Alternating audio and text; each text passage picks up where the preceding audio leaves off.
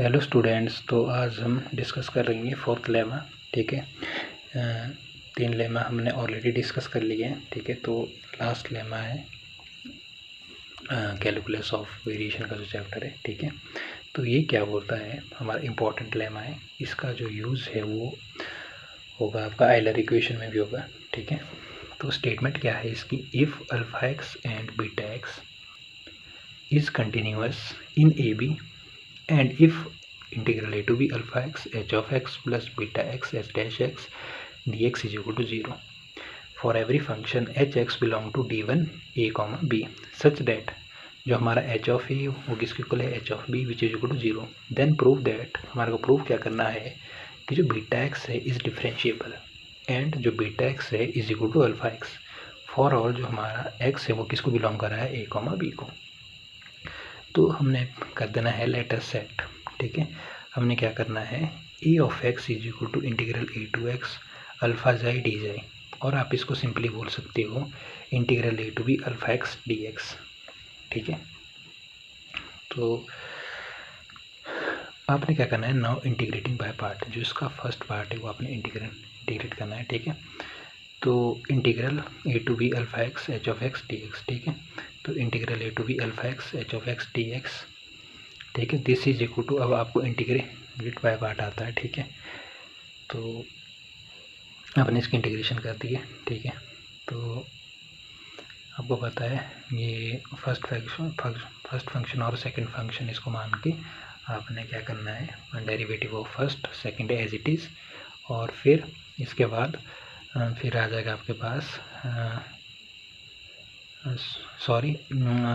Integral of first, फिर second आपके पास एज इट इज़ आ जाएगा। ठीक है, अगर हम इसको फर्स्ट माने अल्फ़ा एक्स को, तो integral of alpha integral a to x alpha x d x. ठीक है, into second as it is, तो हमने पहले लिख लिया, और ए टू की लिमिट आ गई माइनस डेरिवेटिव ऑफ सेकेंड। ठीक है, और इंटीग्रल ऑफ फर्स्ट, तो ये टर्म आ जाएगी। ठीक है, फर्स्ट का इंटीग्रल आ जाएगा integral a to x alpha x d x. ठीक है, तो इसके बाद दिस इज इक्वल टू, अब एच ऑफ एक्स तो एच ऑफ एक्स रह गया, और फिर जो ये टर्म थी अल्फा एक्स डी एक्स, जो मैंने बोला था कि इसको आप ये बोल सकते हो सिंपली। ठीक है, तो ये किसकी इक्वल होगी, ए ऑफ एक्स की। ठीक है, और लिमिट लगी ए टू बी, सॉरी इसकी जो अपर लिमिट लोअर लिमिट है, माइनस फिर एच डैश एक्स का h dash as it is रखा आपने, और अल्फ़ा एक्स डी एक्स जो आपके पास ये वैल्यू थी ये किसकी इक्वल थी, ए एक्स के। ठीक है, तो आपने ए एक्स लिख लिया। अब क्या करना है आपने, अब आपको सिंपली पता है कि इंटीग्रल अब इसमें अपर लिमिट और लोअर लिमिट लगेगी, तो अपर लिमिट बी है, लोअर लिमिट ए है। ठीक है, तो लिमिट पुट कर दो। ठीक है, माइनस ये टर्म एज इट इज़, अब इसकी वैल्यू आ जाएगी 0, ये टर्म रहेगी एज इट इज़, और यहाँ से जो हमारे पास integral a to b alpha x h of x d x है, इसकी वैल्यू आ जाएगी minus integral a to b h dash x a x d x. इसको दे देना आपने इक्वेशन नंबर 1। तो नाउ जो आपके पास गिवन हाइपोथेसिस में था, ठीक है, वो क्या थी आपके पास condition, integral a to b alpha x h of x plus beta x h dash x d x is equal to 0। इसको दे दो आप इक्वेशन नंबर 2। तो यूजिंग 1 और 2 को जब आप करोगे, तो जो alpha x h of x d x की वैल्यू थी, ठीक है, उसकी वैल्यू तो आपने इधर पुट कर देनी है। ठीक है, उसकी वैल्यू थी आपके पास integral a to b h dash x, sorry minus integral a minus बाहर था। ठीक है, integral a to b h dash x a x d x था। ठीक है, तो उसकी जगह आपने पुट कर दिया। सबसे पहले तो आपने integral a to b common ले लिया उसमें। ठीक है, और डी एक्स भी कॉमन ले लिया। ठीक है, फिर आपने इसकी वैल्यू पुट कर दी अंदर। ठीक है, तो आपने ये ए एक्स माइनस का माइनस एच इट इज रह गया, ए एक्स आपने पहले लिख लिया, एच डैश एक्स बाद में लिख लिया। ठीक है, b x h dash x आ गया। ठीक है, डी एक्स, तो ये आपका कहाँ से आया, क्योंकि जो हमने इक्वेशन 1 की जो वैल्यू आई थी, ठीक है, वो है। ठीक है, और d x as it is equal to 0। इसके बाद आपने क्या करना है, देखो इधर क्या कॉमन आ रहा है, हमारा एच डैश एक्स कॉमन आ रहा है, इसको कॉमन ले लो, तो रिमेनिंग टर्म आपके पास बच गई beta x minus c x is equal to 0। ठीक है, integral a to b beta x minus c x h dash x आपने कॉमन ले लिया था। ठीक है, आ गया 0, तो यहाँ से एक्स बिलोंग करा ए और बी को।